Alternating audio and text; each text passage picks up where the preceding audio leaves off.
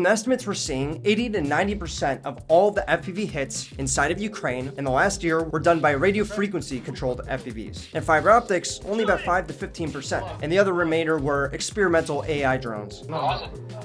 Yes! And these stats are even more interesting in the context of militaries around the world who have obviously been slow to act on making FPVs, but now that they are sticking with radio frequency drones. 5, 4, 3, 2, 1. Impact.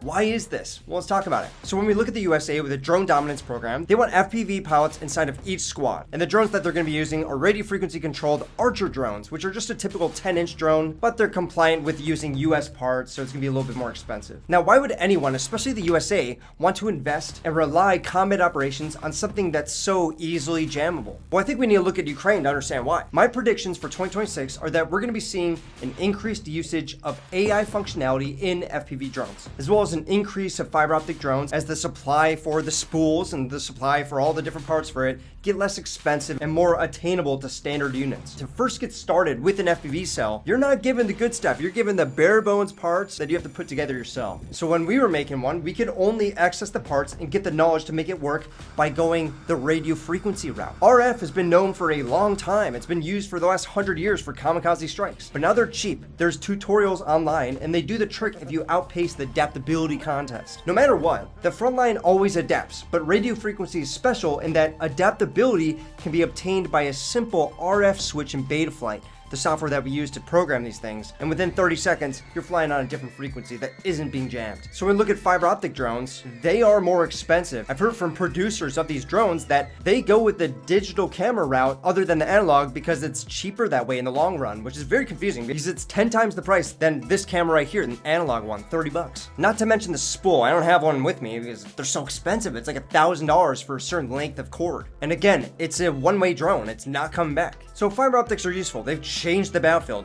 Drone operators have to be many kilometers away from the front line now because of fiber optics. They changed. But militaries are still not adopting that, so why not AI? AI has proven itself in other drones, such as the Akinci Turkish one from many years ago, as well as the Switchblade and others that are being produced. There's no jamming, there's no spool, it's potentially reusable. And I think what that is, and the main basis of this video, what you're gonna hear me say over and over again, is that the pilots are good enough. My expertise is with bombing FPVs. I know how to fly them, I know how to make them, and I've been doing this the last 2 years. And no matter what anyone says, with enough practice and experimentation, we are a lot more effective than today's AI, which is time consuming to implement and teach, as well as pricier to pay for development and the parts for it. The end all is just, the pilots are too damn good. They've been doing operations on the front line with these RF drones for years. Take Arnie, for instance. He's been a bomber pilot for a really long time. He knows everything there is to know about flying around jammers, radio frequency, and shortcuts that you can take, adapting to battlefield conditions to stay effective. Pilots and engineers are on top of it. On their 100th iteration of different radio frequencies and repeaters to stay effective long term, they cycle it, they stay ahead of the curve with a quick Google search every month on enemy capabilities. RF drones just can't be stopped yet. I've said this in earlier videos, but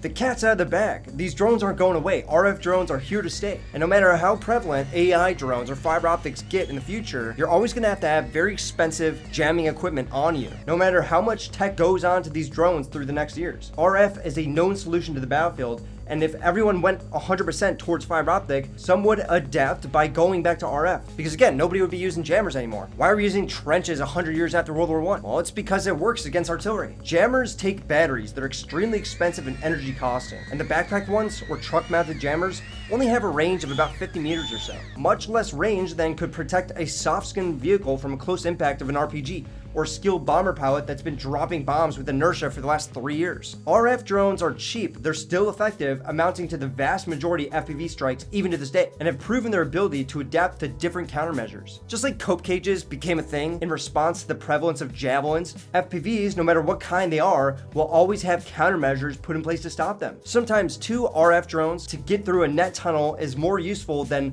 1 5 times more expensive fiber optic drone to do the trick with more success. The end all be all is that FPVs are being treated as a munition. Just like the SMA has a 9mm tracer to help increase accuracy, or the M203 is affected by wind, or that every 1,000 rounds fired from a machine gun, one will hit a soldier. Accuracy isn't everything. Always hitting your target isn't everything. Sometimes it's suppression. Sometimes it's you flying above them and they know there's a drone above them. Sometimes it's using it for reconnaissance to go and see where the enemy is, which any of these systems can do. And that's enough to change the conditions on the battlefield. So what I think it is that the USA sees fiber optic drones excelling in static positions. And that isn't the type of war that the USA fights. I think that's pretty obvious this last week. A war of movement. They want distributed units, frequency relocation, and expeditionary operations. Fiber optics have to have a stationary position. They aren't as man-portable as RF drones. They leave a visible wire back to the operator. They just don't scale well in mobile warfare. So the US military isn't just asking, does this work? It's asking, can we produce, ship, store, repair,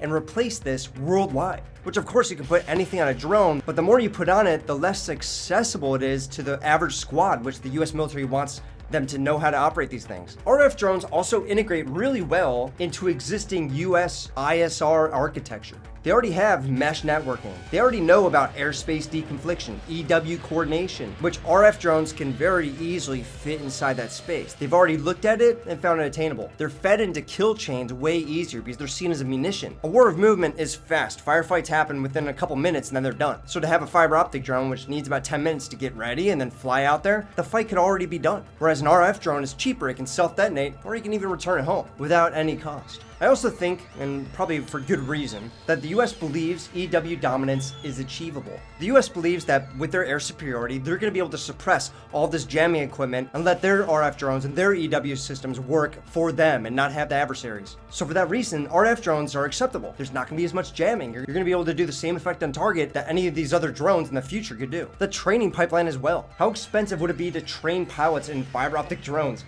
Not only how to fly them, but also operate them. That's not scalable for a military that's still skeptical about all the advancements being made of drones. You need the quickest, easiest, proven way that, although has countermeasures, are proven to still be used and effective 100 years later. So all in all, the human mind is the most powerful weapon on the battlefield. How many times have you heard me say this? So to have as much human factor in this weaponry seems to be the route to go, at least for the next decade, until robotics catches up. These clankers aren't all powerful. And then this happens. Yeah. We love when things like this happen, actually. And that's all I want to say. I just want to give a little perspective, my perspective, but I think it's got some truth to it, and I think that's why we're seeing RF drones still being the most prevalently used FPVs in the battlefield, still, to this day. Even though they're not the best in every situation, they're scalable, and that's what truly matters. So, thanks for listening. I'll talk to you guys next one, and peace.